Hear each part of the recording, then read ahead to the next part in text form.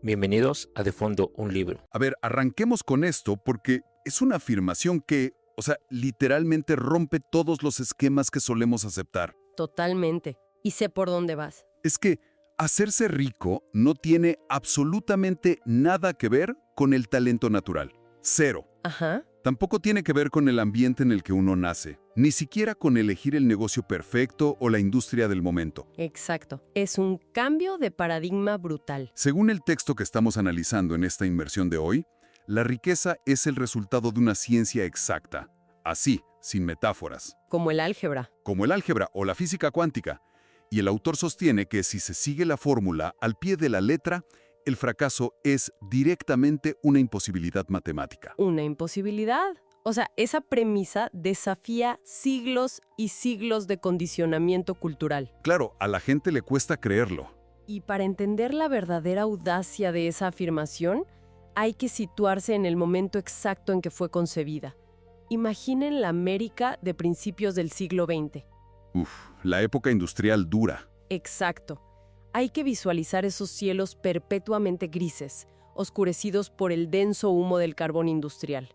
Hay inmensas fábricas de ladrillo oscuro por todas partes y figuras titánicas. Los Rockefeller, los Carnegie. Esos mismos, los Morgan. Controlando absolutamente todo el acero, los bancos y los kilómetros y kilómetros de ferrocarriles del país. Qué asfixiante, la verdad. En ese escenario, los trabajadores de las fábricas se sienten atrapados en un ciclo infinito de pobreza intergeneracional.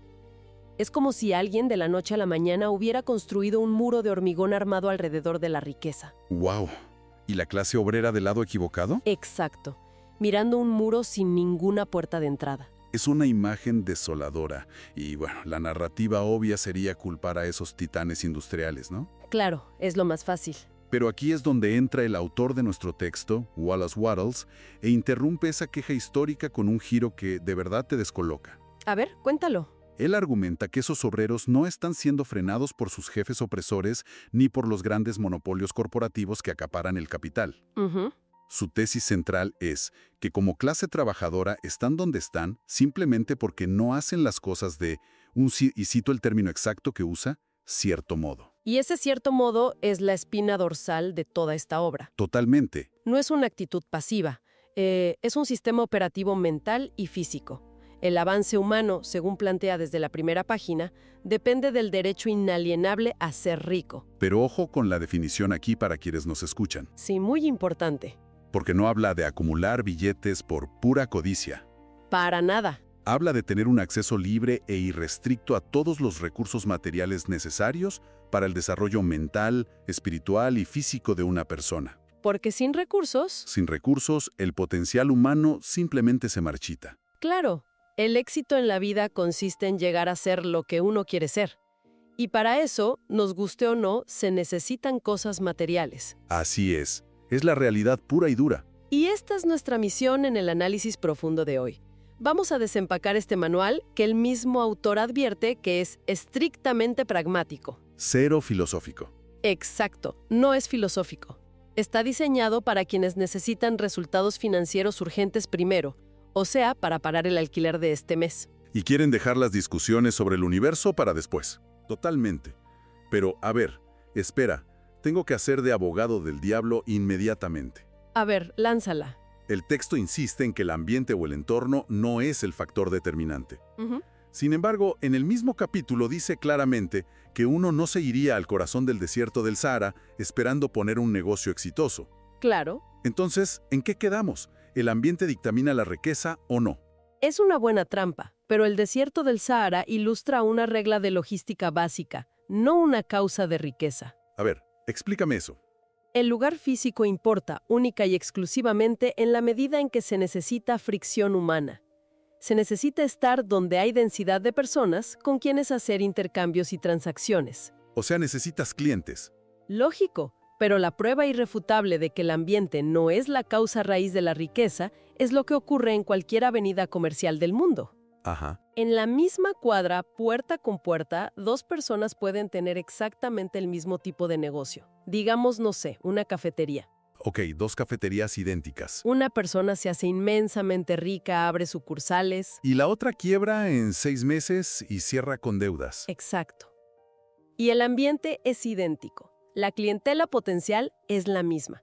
Y lo más revelador de todo esto: ¿Qué es? personas brillantes quiebran y personas sin educación formal o talento extraordinario logran imperios. ¡Wow! La única variable que explica la diferencia de resultados es la aplicación metódica de este cierto modo de actuar y pensar. O sea, el vehículo o el entorno no importan tanto como el motor interno que empuje ese vehículo. Tal cual. Y hablando de vehículos y épocas, el libro menciona cómo la corriente de oportunidades viaja en diferentes direcciones según el momento histórico. Sí, cambia de rumbo. Habla de cómo los obreros belgas, por ejemplo, podrían salir de la pobreza si crearan grandes tiendas cooperativas. Ujú. O menciona la gran fiebre por la agricultura especializada que existía en ese momento en Estados Unidos como, digamos, el gran tren al que subirse. Es que la corriente del progreso humano es un río que siempre está fluyendo, pero cambia de cauce. Claro. Wattles observaba el mundo industrial de su época y veía que nadar a favor de esa corriente específica, utilizando las herramientas de ese entonces, era vital. Para no quedarse estancado quejándose del monopolio de los ferrocarriles, me imagino. Exactamente. La clave es identificar hacia dónde fluye la energía organizativa en el presente. Ese entonces se hacía así, buscando oportunidades en la agricultura especializada o creando cooperativas en fábricas físicas. Pero hoy en día la analogía actual sería la economía de creadores, el desarrollo de inteligencia artificial o los negocios digitales escalables. Y el principio mecánico es idéntico. Claro, la herramienta cambia, el principio no. Una tienda en línea o un software basado en inteligencia artificial tiene la misma función hoy que una revolución agrícola a principios de siglo. Permiten un apalancamiento masivo. Exacto. La corriente actual fluye hacia la descentralización de la información y este famoso cierto modo exige utilizar los canales que ofrecen la menor resistencia para lograr el mayor impacto. Bueno, habiendo establecido que la inteligencia promedio es suficiente y que hay que usar el vehículo moderno, creo que es hora de entrar a la bóveda. Hoy me encanta. Vamos a la bóveda. Si quienes nos escuchan se van a quedar con algo de este análisis profundo, que sean estos puntos. Atención aquí. Las vamos a categorizar como herramientas de poder, Me gusta el nombre. porque literalmente desarman las trampas mentales más comunes sobre el dinero. Totalmente. Y la primera de estas herramientas requiere demoler por completo el pilar central de la educación económica tradicional. A ver, Hay que destruir de raíz la mente competitiva. boom. Es que el mayor error de la humanidad es creer que el juego consiste en pelear por lo que ya está creado. La orden del texto es tajante. Uno debe transformarse en un creador, jamás en un competidor. Esa distinción es brutal. O sea, para visualizarlo, es como pensar que la riqueza del mundo es una sola pizza gigante puesta sobre una mesa. Ajá. Y todos los seres humanos tenemos que agarrarnos a golpes para conseguir una rebanada antes de que se acabe. Esa es la mente competitiva. Ese es el modelo competitivo, exacto. Pero el libro dice que no, que la realidad es que uno tiene en su propia cocina el horno, la harina, el agua y los ingredientes para hornear pizzas infinitas. Me encanta esa analogía. Nadie tiene que quedarse sin comer para que uno tenga su pizza. Y esa metáfora de la pizza infinita explica perfectamente lo que el autor denomina la sustancia original. Que suena un poco esotérico, la verdad. Suena, pero no lo es. No es un concepto abstracto, es la materia prima del universo, el potencial infinito y la creatividad humana. Claro. Cuando alguien cree que los banqueros centrales o los grandes conglomerados tecnológicos o los gobiernos monopolizan el dinero, Que es lo que todos pensamos normalmente. exacto, cuando piensas eso y que acaparan las oportunidades, tu cerebro asume que los recursos son finitos. Al caer en esa trampa de la escasez, la persona adopta una mente competitiva que opera desde el pánico. Y el pánico te nubla. Anula por completo la capacidad neurológica de crear soluciones nuevas. Se desconectan del cierto modo porque empiezan a pelear por migajas en lugar de amasar nueva riqueza. Y operar desde ese pánico constante nos lleva directamente a la segunda herramienta de poder. A ver, ¿cuál es? Lo que podríamos llamar la ilusión de los plutócratas. Uf, ese concepto es fascinante. El texto vuelve a mencionar a esos multimillonarios que nombramos al principio, como Carnegie y Rockefeller. ¿Sí? Y lanza un análisis histórico que te vuela la cabeza. Dice que, lejos de ser los dueños del universo, En realidad fueron simplemente agentes inconscientes de la evolución humana. O sea, no fueron los villanos omnipotentes que la historia suele pintar. Para nada. Fueron herramientas de un proceso mayor. El texto argumenta que la función evolutiva de estos magnates hipercompetitivos fue simplemente organizar y sistematizar la industria pesada a nivel global. Hicieron el trabajo sucio. Hicieron el trabajo sucio y necesario de crear las infraestructuras, de construir las carreteras industriales de la época. Pero advierte algo crucial, y aquí está la clave. Ajá. Las fortunas que se construyen aplastando a otros en el plano competitivo nunca son permanentes. Y sobre todo, nunca traen verdadera satisfacción. Jamás. De hecho, el autor anticipa que, una vez organizada la producción, el verdadero poder pasará a quienes organicen la distribución, para empoderar a la multitud, no para exprimirla. ¡Qué visionario! Es como si estos titanes fueran los que pavimentaron las autopistas, trabajando bajo un sol abrasador, creyendo que eran los dueños del mundo. Pobres, sí. Cuando en realidad solo estaban preparando el terreno para que las generaciones futuras pudieran conducir sus propios vehículos libremente. Totalmente. Y el remate es durísimo. A ver. El texto señala que, en sus vidas privadas, muchos de estos hipercompetidores despiadados terminaron siendo las personas más tristes, paranoicas y desgraciadas del planeta. ¿Ricos en números? Pero pobres en experiencia de vida. Esa es la consecuencia inevitable de vivir convencido de que alguien más te va a robar tu porción de pizza. Exacto. Si el objetivo es alcanzar una riqueza científica, segura y disfrutable, la mente competitiva es un callejón sin salida absoluto. Toda la energía debe canalizarse hacia la creación de nuevo valor que antes no existía. Muy bien, a ver, toda esta arquitectura sobre la sustancia original, la evolución humana y la física de la mente creativa suena espectacular en teoría. Suene muy bonito. Pero no podemos dejar esto flotando en el aire. La gente necesita saber cómo luce este cierto modo un martes a las 9 de la mañana frente a una computadora portátil o no sé, atendiendo clientes en un mostrador. Claro, el día a día. Vamos a aterrizar esto con crudeza. Necesitamos convertir esta metafísica en mecánica diaria. ¿Cuáles van los hacks? Bueno, la aplicación práctica comienza con una regla inquebrantable sobre el tiempo y el espacio. Ok. El primer paso para operar en el cierto modo es actuar en el punto exacto. El punto exacto. Es la destrucción definitiva del mito del momento perfecto. El razonamiento es de una lógica aplastante. Uno no puede actuar en el futuro. Obvio, no existe. Por lo tanto, el único plano de existencia donde la voluntad tiene tracción es el ambiente actual. Se debe aplicar toda la energía creativa sobre el escritorio, el trabajo, o las herramientas que se tienen enfrente en este preciso instante. O sea, hoy. Hoy, con todo el corazón, toda la fuerza y toda la mente. Se acabaron las excusas de, voy a empezar a dar buenas ideas cuando tenga el capital semilla. O voy a tratar bien a los clientes cuando me den el puesto de gerente. Exacto. Es la tiranía del aquí y ahora. Así es. Lo que nos engancha de manera brillante con la siguiente táctica diaria del libro, que, debo confesar, es una de las ideas más provocadoras de toda esta inmersión. A ver, ¿cuál? El mandato de ser demasiado grande para el puesto que uno ocupa. Ese es fuerte. El autor afirma que el mundo avanza única y exclusivamente gracias a las personas que llenan su puesto actual hasta desbordarlo. Y no tiene piedad con alternativa. Dice que quien no rinde al máximo en el lugar que ocupa hoy es literalmente un peso muerto que frena a toda la sociedad. Es una aplicación directa de la biología evolutiva a la carrera profesional. Pensemos en cómo funciona la naturaleza. Un organismo evoluciona hacia una forma más compleja únicamente cuando genera un exceso de vida que ya no puede ser contenido en su forma biológica actual. O sea, la caparazón le queda chica. Exactamente. En el mercado laboral o en el mundo de los negocios, el mecanismo es idéntico. Si una persona ejecuta sus tareas diarias con una eficiencia tan impecable que desborda las expectativas de su rol, está generando ese exceso de vida. Ese exceso de vida profesional. Y ese exceso crea un vacío magnético en el mercado.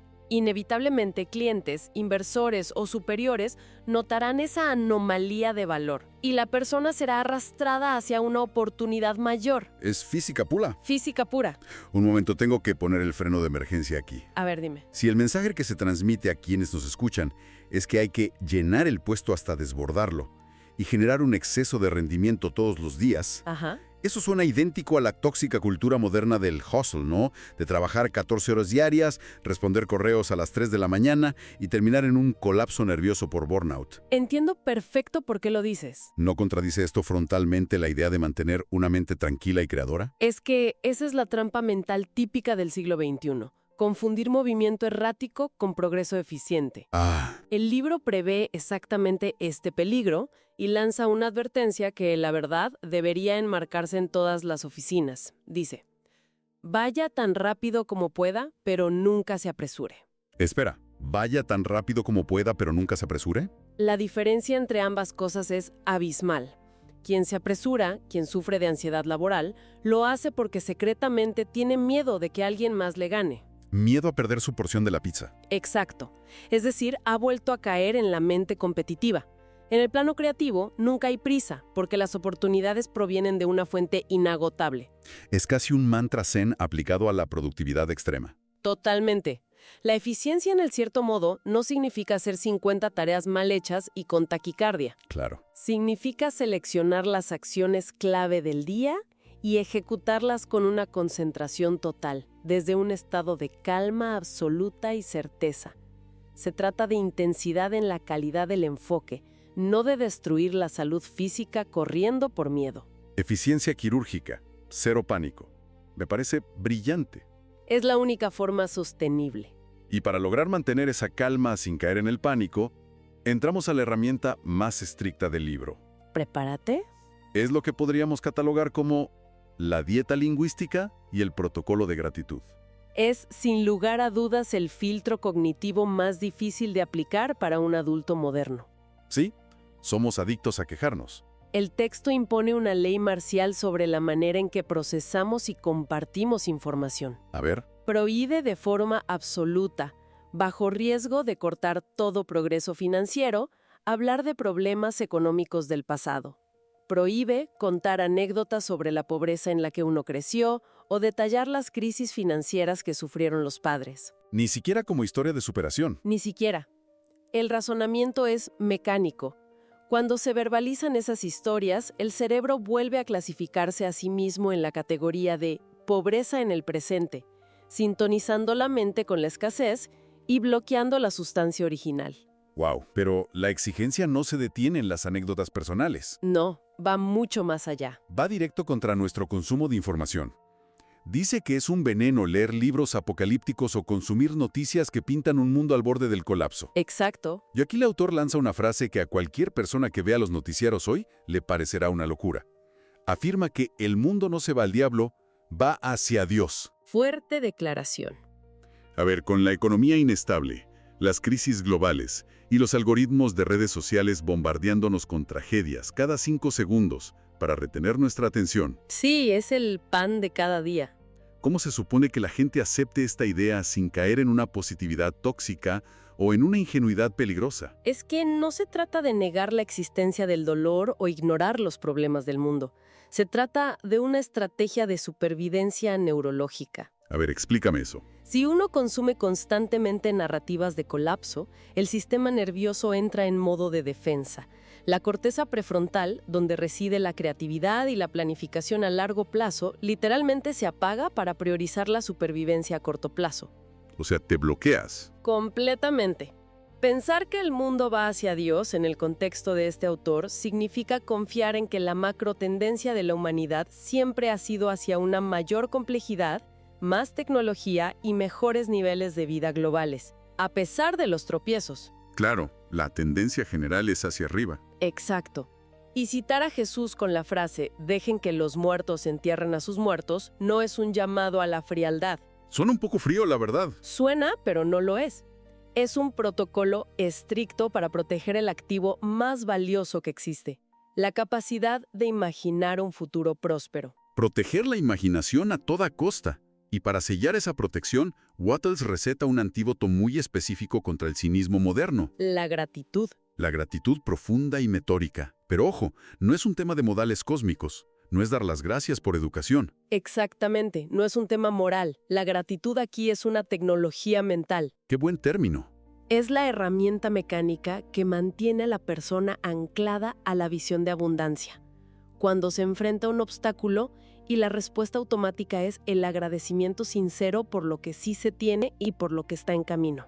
Ajá. Es matemáticamente imposible que el cerebro albergue miedo o urgencia al mismo tiempo. Porque la gratitud y el miedo no pueden coexistir. Exacto. La gratitud sella la conexión entre la mente de la persona y la fuente inagotable de oportunidades, asegurando que se mantenga operando como creador y no caiga de rodillas ante la mente competitiva. Impresionante. Hemos desgranado un sistema verdaderamente radical en este análisis profundo.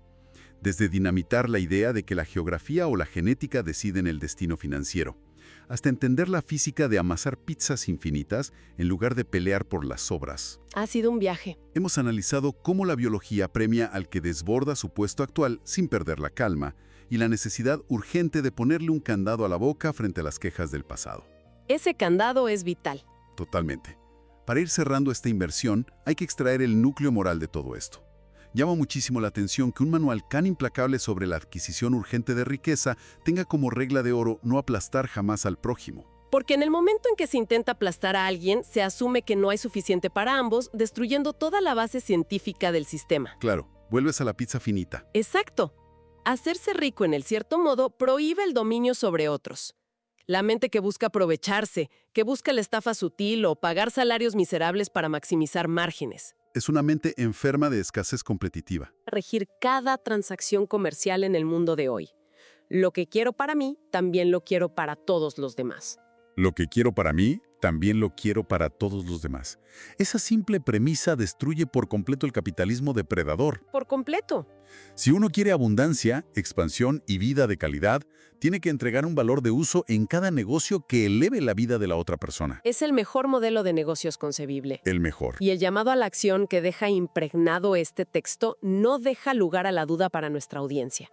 La exigencia es abandonar hoy mismo el papel de competidores temerosos y ansiosos, dejando de mirar de reojo lo que hace el vecino para intentar hundirlo. Exacto. El mundo exige creadores seguros de sí mismos, operando con una eficiencia perfecta y tranquila, llenando el espacio exacto que ocupan en el presente hasta generar ese exceso de vida que los impulsará hacia adelante. Sin prisas, sin histeria, pero con una dirección inquebrantable. Esa es la meta. Un cambio de paradigma absoluto, que transforma el trabajo diario en una obra de arte mecánica. Y bueno, para despedirnos y dejar a la gente con la mente trabajando a máxima revolución durante el resto de la semana, quiero poner sobre la mesa una bomba conceptual. A ver, lánzala. Está extraída del último tramo del libro. Aborda el miedo paralizante que frena a casi todos. El terror al fracaso. El mayor fantasma de todos. El autor lanza una sentencia asombrosa. Dice que si uno aplica este método rigurosamente y de repente se topa con un muro, ¿Sí? si parece que hay un fracaso rotundo y el negocio o el puesto soñado no se da, es simplemente porque no se ha pedido lo suficiente. Es una manera radical de reinterpretar la decepción. Literalmente le da la vuelta al tablero. El texto promete que si uno no entra en pánico, si mantiene la gratitud intacta y sigue actuando en el cierto modo presente, ese aparente fracaso es en realidad el universo reorganizándose. ¡Wow! Asegura que algo de una magnitud muchísimo mayor, algo tan inmenso que la persona ni siquiera tenía la audacia de imaginarlo al principio, llegará de forma inevitable para ocupar ese vacío. ¡Qué poderoso! Es un recordatorio fascinante de que, muchas veces, lo que desde el suelo parece una derrota aplastante, es desde una perspectiva más alta el atajo más rápido hacia un propósito infinitamente mayor. Y es por eso que al final del día, si se sigue esta matemática del pensamiento y la acción, el fracaso es, en el sentido más estricto de la palabra, verdaderamente imposible. No se trata de escuchar más, se trata de aplicar mejor. Nos vemos en el siguiente.